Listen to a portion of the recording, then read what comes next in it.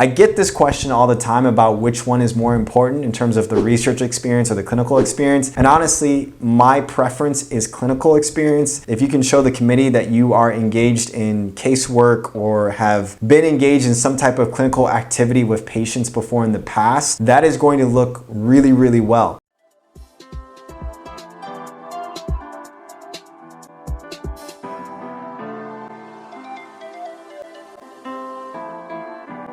What is up, fam? Welcome back to the channel. My name is Phil Sarpon. This is Phil's Guide to PsyD. This channel is dedicated to all things psychology, wellness, and graduate school. Today we're going to be talking about what to do if you do not have a master's degree, but you are still trying to get into clinical psychology programs. Is it possible to get into clinical psychology programs without a master's degree? The answer is yes. You can definitely get into clinical psychology programs without having a master's degree, but it is really important in terms of what you do specifically to put yourself in the best position to getting accepted. There are going to be PsyD programs that have a preference for students that have a master's degree. Now, I cannot stress that enough. I know a lot of students who apply to programs and they didn't realize that on the website, a lot of the programs had special preferences for students with master's degrees, and that's part of the reason why they didn't get accepted. And so if that is you, please look at those schools' websites to see if they have specific preferences for students that either have a master's degree or no preferences in terms of having a master's degree or not having a master's degree.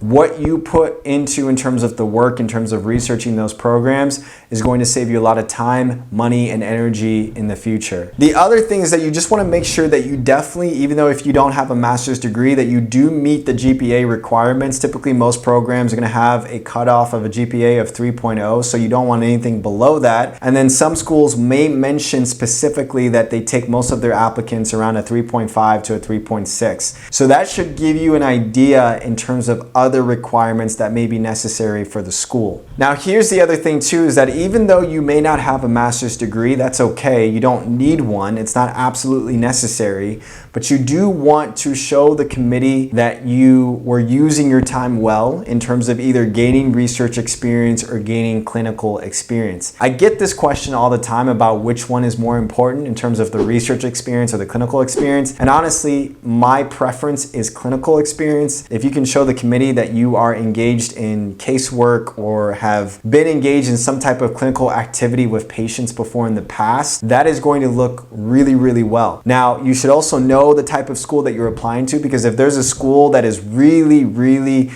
cares a lot about research, then obviously you should have that research experience as well. But my personal preference would be to prioritize clinical work and experience and use research experience as kind of like the cherry on top. That shows that you are that much more of a unique student, that gives you a little bit more of a competitive edge over other applicants. Here's the other thing too, is that if you don't have a master's degree, it might be really important for you to have at least taken some psychology courses in college. Now, there may be some programs that don't require you to have a psychology bachelor's degree, which is okay, but they may have certain prerequisite courses that they want you to take before applying. And even if they don't require that, you should still hopefully have taken some form of psychology courses, whether it's intro to psychology or abnormal psychology, just to get a little bit of a framework of the type of work that is going to be expected in graduate school. Also, when you get into graduate school, you won't feel as overwhelmed in terms of the amount of work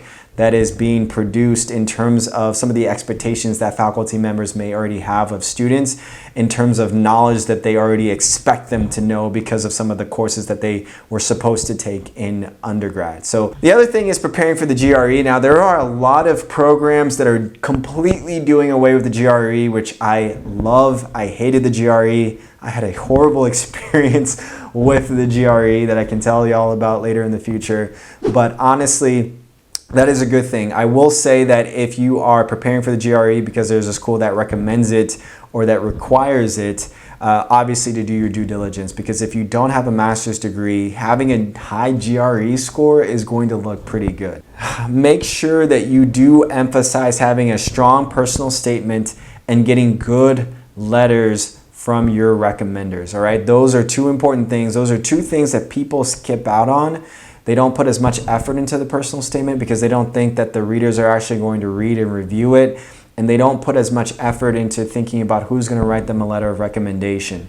definitely spend time on it. Those are things that the committee does look into. The way that they usually address some of these programmatic things of acceptance is based on, if you don't have a master's degree, but you're high in certain other categories, that will put you high on top of the list, right? So if you're deficient in certain things, I would strongly recommend that you go hard in other things that you might be good at, or other things that you may have a little bit more control over in terms of your application process. The other thing that I've seen that is really impressive is that when students don't necessarily have a great application, but they do well in the interview process. Listen, I'm not saying that they get in every time, but being someone who is strong in interviews puts you in a really good light, and it actually makes you very unique in terms of some of the other applicants. You'd be surprised to know that a lot of people, obviously get really nervous in interviews. I mean, I think that's a normal thing.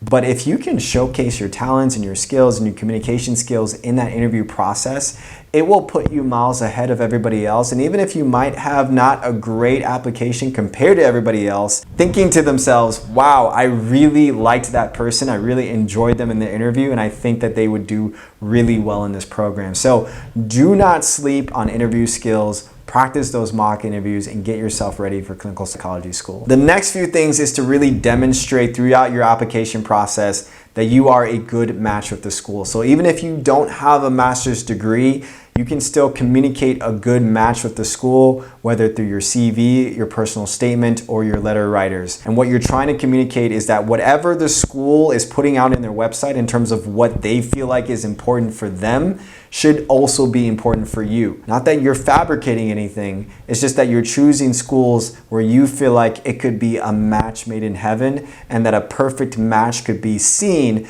especially not just in their application materials, but also when they meet you in person or virtually. The other thing to consider is that if you do not have a master's degree, there are other programs that are called post-bac programs where they take students in and they give them different additional coursework to strengthen their GPA. They also help them with research experience and clinical experience. And so it's not fully technically a master's degree, but it's basically a way for them to bump up their resume, their CV, and their overall application. That might be something that you might also potentially look into. And so if you don't have that master's degree and you feel like you want to be competitive in some type of way, but not actually have to go through the whole process of getting a master's degree, a post-bac could be maybe 6 months to a year of just getting that research experience, clinical experience, personal statement, and letter writers from the people in that program to buff up all of your application materials and make you a really competitive candidate for clinical psychology. So hopefully that can be helpful. If you don't have a master's degree, do not despair. There are so many other ways to improve your application, and I'm really excited to see how you might implement those things and those steps. If you have questions, put it down in the comment section below. But with that, I will see you all in the next video.